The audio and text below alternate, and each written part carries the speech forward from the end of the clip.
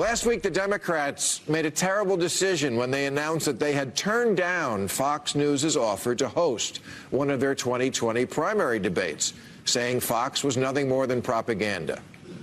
Okay, so why not go on Fox News and tell them that? You want to be in the big leagues, but you refuse to ever play an away game? You don't like the questions that Fox News might ask, so you're deciding to not take any questions at all? How very Trump of you. Republicans never shy away from coming on this show, and they come with a smile on their face, despite knowing that the only people in the crowd cheering them on are the 3 campaign aides they brought with them. So what if there are groans? Groans won't kill you. Political TV is full of groans and eye rolls and pouting and, worst of all, Tucker face. It actually is a great point. And it says, if you're the resistance fights behind enemy lines. So go behind enemy lines. If it's a Republican who considers CNN enemy lines, go there. Deliver your message. If it's a Democrat that's offended by Fox, go there and talk on Fox. And think how much money you could raise. Just whoever you were saying, for every 10 minutes we're on Fox, donate while we're carrying the fight to the enemy. It'd just be a great. I also think it's one thing to say maybe you don't want to go sit with Sean Hannity because you're walking into some trap and he's not there to hear what you say.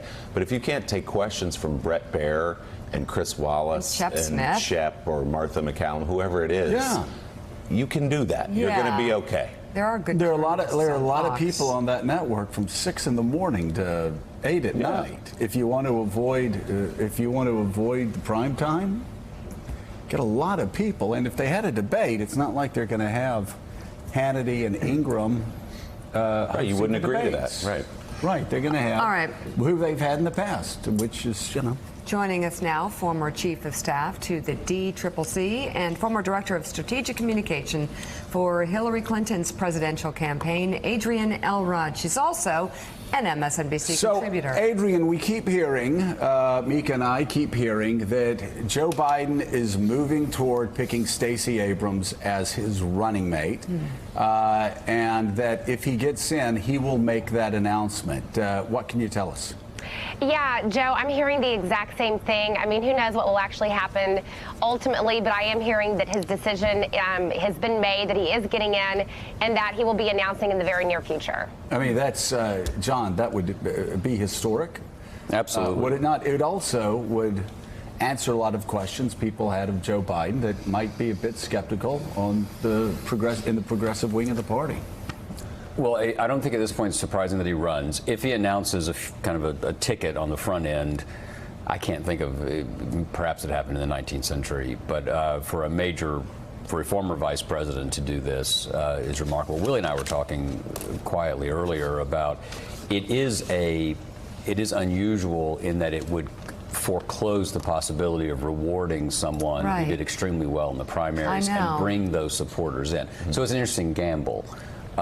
It's also for Vice President Biden, this will be his 3rd run. Ronald Reagan ran 3 times. It's not unprecedented at all. And I think what he's got to deal with is this, which he knows and to talk to him about, is the sense that he's the last dinosaur of a party that is changing so radically. Can he argue that he actually is the voice of victory in order to bring this generation into power? Yeah, I think to your point that, we have such the Democrats have such a great field of candidates, and to watch them work it all out over the coming months, there could be someone who really emerges who'd be a great running mate. And it could be Stacey Abrams, and it could be a woman, but I also don't think it has to be a woman. That's sort of demeaning to women, that it has to be, required. So I don't know. Announcing early a running mate, it just seems to me, well, we'll see what happens, but I feel like you're closing off opportunity. But don't you remember the epic Cruz Fiorini?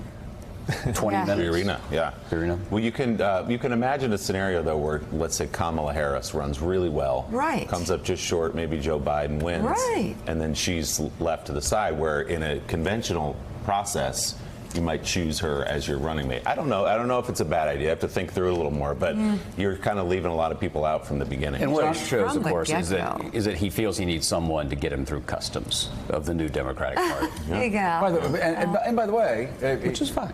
he may need that. Yeah. In the past, we've talked about it. He ran in '88. He ran in 2008. He didn't create much of a buzz. He's got 2% despite running a great campaign in 2008.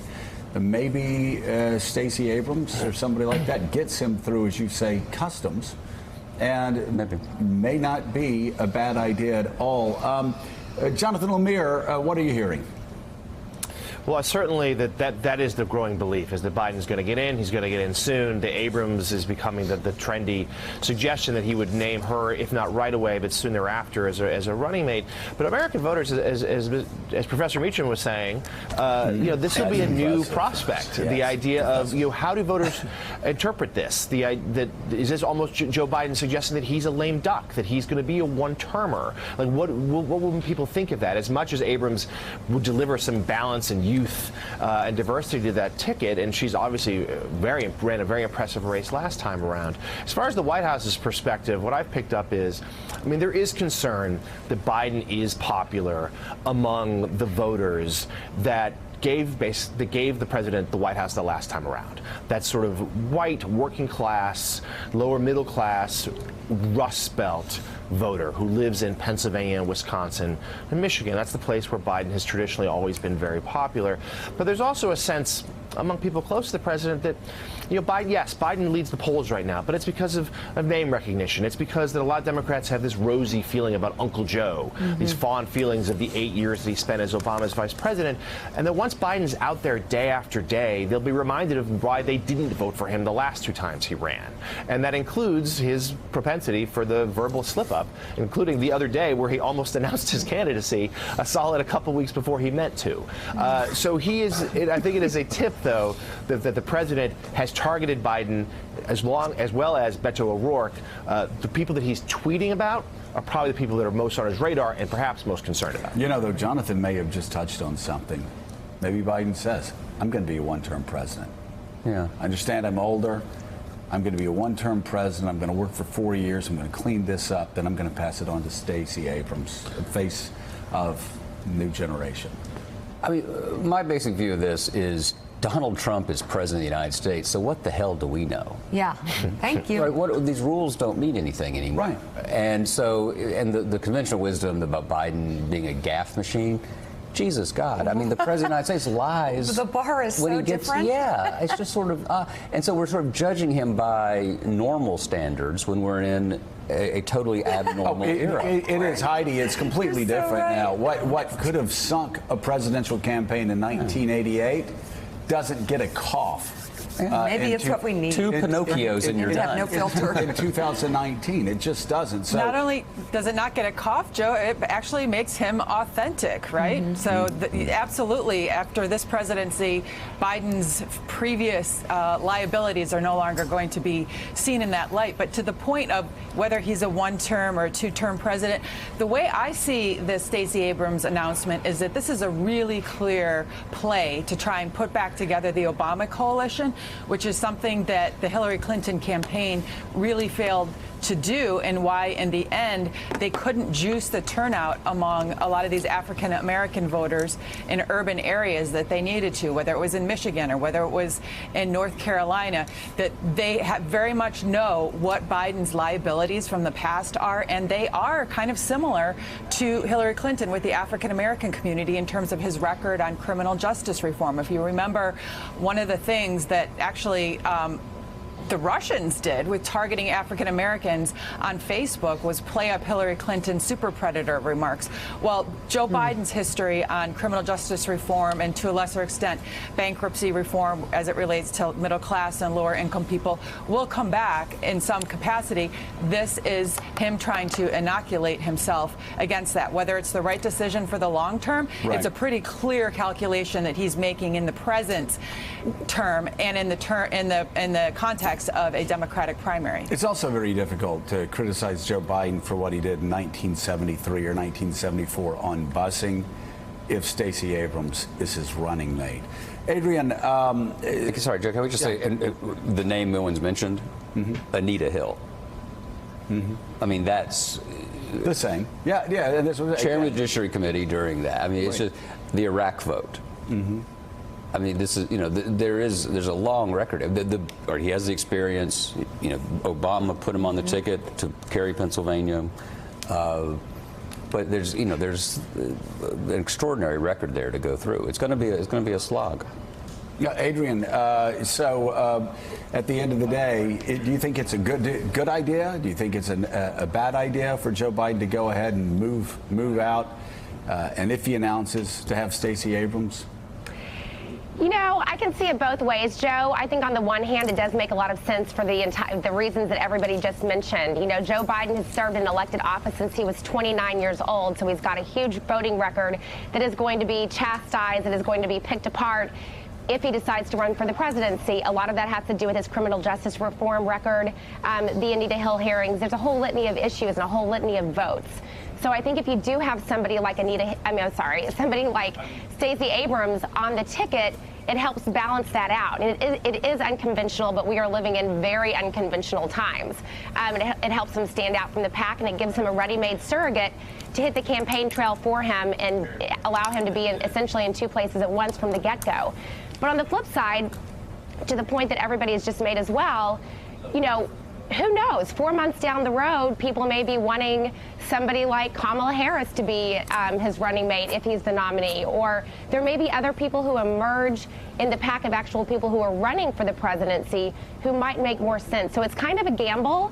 But I think if you're Joe Biden, it's potentially worth the risk. And by the way, we've brought up now two black women, Stacey Abrams as well as Kamala Harris. And Democrats understand something that the media hasn't really reported on as much. Everybody's talked about the forgotten middle working class white man in the upper Midwest. You look at the numbers. Hillary Clinton didn't need the working class white man to win that election if black voters and Hispanic voters had come out in the numbers that they have in past elections. So that's why for Biden, who can do well with working class white voters, it's not a bad idea to get somebody that can re-energize the base that usually helps drive Democrats to victories in these elections. Adrian Elrod, thank you very much for coming on. Heidi, thank you as well. And coming up, a former top White House aide who sat right outside the Oval Office for the first year of the Trump presidency is now said to be cooperating with House Democrats. We'll have that new reporting ahead. Thanks for checking out MSNBC on YouTube, and make sure you subscribe to stay up to date on the day's biggest stories. And you can click on any of the videos around us to watch more from Morning Joe and MSNBC. Thanks so much for watching.